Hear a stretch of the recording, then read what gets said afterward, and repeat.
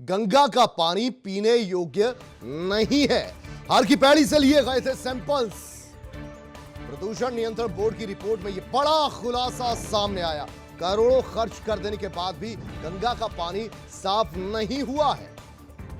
हर की पैड़ी पर जहां तमाम श्रद्धालु पहुंचते हैं, जहां गंगा जो है पहाड़ों से नीचे उतरकर मैदानी इलाके में दाखिल ही होती है, वहां पर भी गंगा का पानी साफ नहीं है, पीने योग्य नहीं है कम से कम।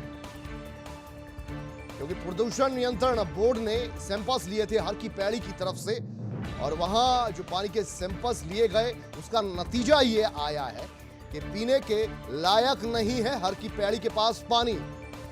तो बहुत से लगातार जितने भी कदम गंगा की सफाई मिशन को लेकर उठाए जा रहे हैं, क्या वो नाकाफी साबित हुए? ये बड़ा सवाल खड़ा हो गया है।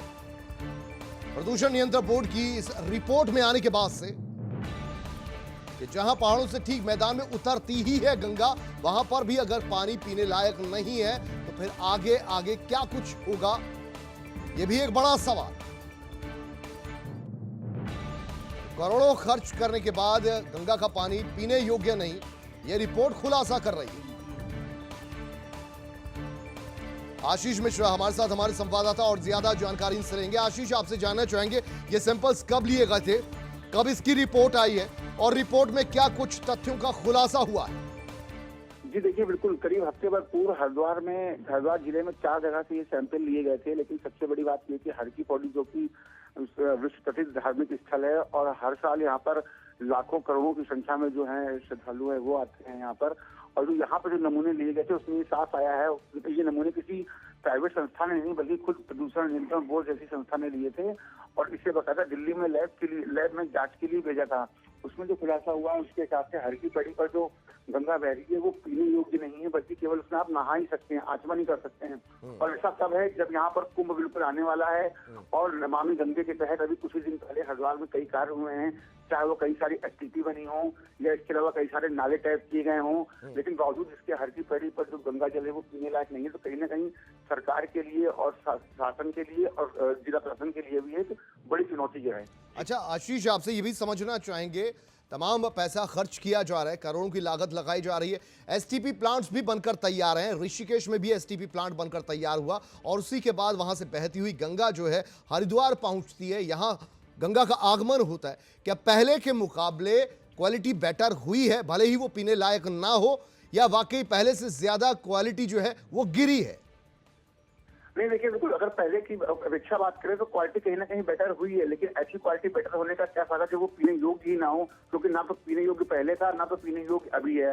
हाँ, ये जरूर है कि पिछले दिनों में जिस तरह से कोरोना का लॉकडाउन रहा, लोग कम आए, कम यहाँ पर जो सीवेज है उसका प्रोडक्शन वो गंगा में बहा, तो उसकी वजह से जो है कहीं ना कहीं जो है क्वालिटी जरूर बेहतर हुई है, लेकिन जो गंगा का जल है वो आज भी पीने योग्य नहीं है हर की पैड़ी पर। और सबसे बड़ी बात है कि नमामि गंगे के तहत कितने पैसे यहाँ पर पानी में बहाए जा चुके हैं। इसके अलावा समय समय पर चाहे वो एनजीटी हो या हाईकोर्ट हो, उसने लगातार आदेश दिए हैं, लेकिन जो उसका असर है वो धरातल वो दिखता नजर नहीं आ रहा है।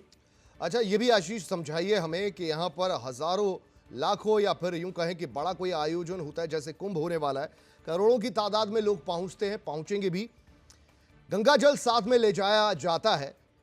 प्रशासन की ओर से कुछ ऐसी बात सामने आई है कि गंगा जल अपने साथ ले जाएं, पीने योग्य है, कोई सफाई पेश की प्रशासन ने? नहीं, प्रशासन की तरफ से अभी तक ऐसी कोई सफाई आई नहीं है। और गंगा को यहाँ पर हरिद्वार में गंगा को लोग प्रसाद के तौर पर पूरे देश में ले जाते हैं, अपने यहाँ रखते हैं, अपने अपने घरों में रखते हैं, डिब्बे में बंद करके रखते हैं और कहते हैं गंगा जल कभी खराब नहीं होता है। तो इसी को श्रद्धा दिवस जो है लोग ले जाते हैं, लेकिन जो क्वालिटी है वो लगातार अभी तक सुधरी नहीं है। और ऐसा हाल तब है जब उसकी कुंभ बिल्कुल 1 महीने बाद यहाँ पर कुंभ शुरू होना है, और ये दावे भी किए गए थे कि हर की पैड़ी पर कुंभ से पहले जो है गंगा जल पूरी तरह से पीने योग्य बना दिया जाएगा। लेकिन बावजूद इसके अभी तक जो है जो खुद प्रदूषण नियंत्रण बोर्ड की जो रिपोर्ट है वो बकायदा खुलासा कर रही है। तो कहीं ना कहीं एक बड़ी चुनौती का और चिंता का विषय है। अच्छा आशीष, ये भी समझाइए वजह क्या है इसके पीछे? एसटीपी प्लांट जो है अभी आपको लगता नहीं कि जितनी जरूरत है उतने बन पाए हैं, अभी नालों को टैप नहीं किया गया है, बहुत से नाले अभी भी गंगा में बहते हैं ऋषिकेश से या उससे निचले इलाकों में, वजह क्या है इसकी? सबसे बड़ी वजह यही है कि जो कई सारे अखाड़े और आश्रम ऐसे हैं, धर्मशालाएं या होटल ऐसे हैं हर की पैड़ी के आसपास, जो चुपचाप जो है अपना सीवेज जो है गंगा में बहा रहे हैं। इसके अलावा अभी भी कई नाले हैं जो पूरी तरह से टैप नहीं हुए हैं।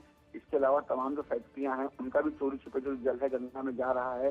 हालांकि समय समय पर एनजीटी जो है कार्रवाई करने का आदेश देती है। उसके बाद जो स्थानीय प्रदूषण नियंत्रण बोर्ड है और इसके अलावा स्थानीय प्रशासन है वो कार्रवाई भी करता है, चालान भी करता है। लेकिन जो लोग हैं वो पूरी तरह से अभी भी जागरूक नहीं हो पाए हैं और यही कारण है कि जो गंगा है लगातार प्रदूषित हो रही है। बहुत शुक्रिया आशीष मिश्रा इस पूरी जानकारी के लिए आपका।